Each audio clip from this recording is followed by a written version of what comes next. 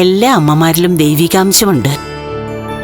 അതുകൊണ്ടാ അമ്മമാരുടെ വാക്കുകളെ ധിക്കരിക്കരുതെന്നും അമ്മമാരെ വേദനിപ്പിക്കരുതെന്നും എല്ലാവരും പറയുന്നത്. എന്റെ വാക്കുകളിൽ സത്യമുണ്ട് മോളെ. മോൾക്ക് കുഞ്ഞുങ്ങൾ ജനിക്കും, അത് ജനിച്ചു തന്നെ ആവണം.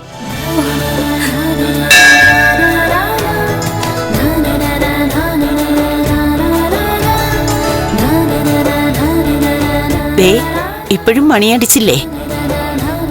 അപ്പൊ ഇതും സത്യമായേ പറ്റൂ.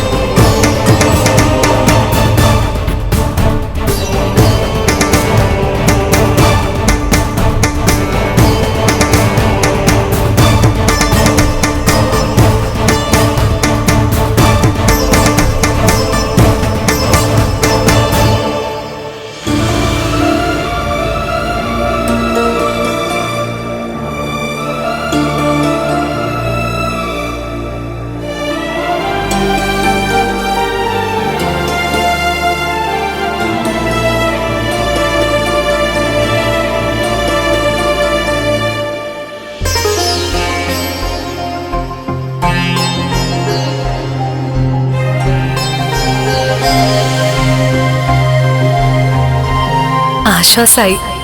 ഇന്ന് അപ്രത്യക്ഷമായില്ല. ഇപ്പൊ അമ്മയോട് ചോദിക്കണം അമ്മയുടെ വീട് എവിടെയാണെന്ന്.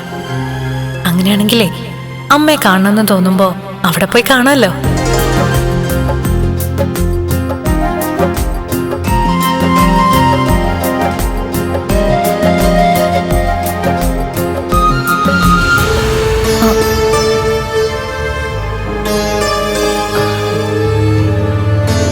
എന്താ മോളെ, കൈ നോക്കണോ? നല്ല ഐശ്വര്യമുള്ള മുഖാണല്ലോ. അയ്യോ, എനിക്ക് ആള് മാറിപ്പോയതാ. ആയിക്കോട്ടെ, അത് സാരമില്ല. കൈ ഒന്ന് നോക്കിയിട്ട് പോയിക്കൂടെ മോളെ? നല്ല ഐശ്വര്യമുള്ള മുഖമാ. ഭർത്താവ് സുമുഖനും സുന്ദരനുമാ. മോളിരിക്കെ. ഭർത്താവിന്റെ കാര്യം മാത്രമല്ല, കുഞ്ഞുങ്ങളുടെ കാര്യവും പറയാം. ഇരിക്കെ. ഓ, കുഞ്ഞുങ്ങളുടെ കാര്യം പറയോ? പിന്നെ ആ കൈ ഇങ്ങോട്ട് എടുത്തേ. ഒന്നല്ലല്ലോ, രണ്ടല്ലേ മക്കള്, അതും 2 ആൺകുട്ടികള്. ഭഗവാനേ, ശരിയാവണേ. എന്നിട്ട് സത്യമായെന്ന് തോന്നുന്നു.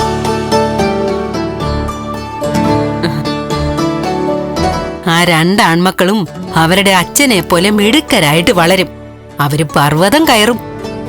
എന്ന് വെച്ചാലേ വലിയ സ്ഥാനങ്ങളിൽ എത്തുമെന്ന് സാരം. അമ്മേ, അമ്മയ്ക്ക് പൈസ വേണമെങ്കിൽ അത് പറഞ്ഞാ മതി. അതിന് വെറുതെ ആൾക്കാരെ പറ്റിക്കുന്ന പണിയായിട്ട് നടക്കരുത്. ദാ, ഇത് വെച്ചോ. ഇങ്ങനെ ഫലം പറയുമ്പോഴേ ചിലതൊക്കെ ശരിയായിട്ട് വരും. അവരാണെങ്കിലോ അമ്മ പറയുന്നത് വിശ്വസിക്കുകയും ചെയ്യും. അങ്ങനെയാ പലർക്കും അബദ്ധം പറ്റുന്നത്. എനിക്കൊരു ഭർത്താവുണ്ട്, പക്ഷെ കുട്ടികളില്ല. പോട്ടെ.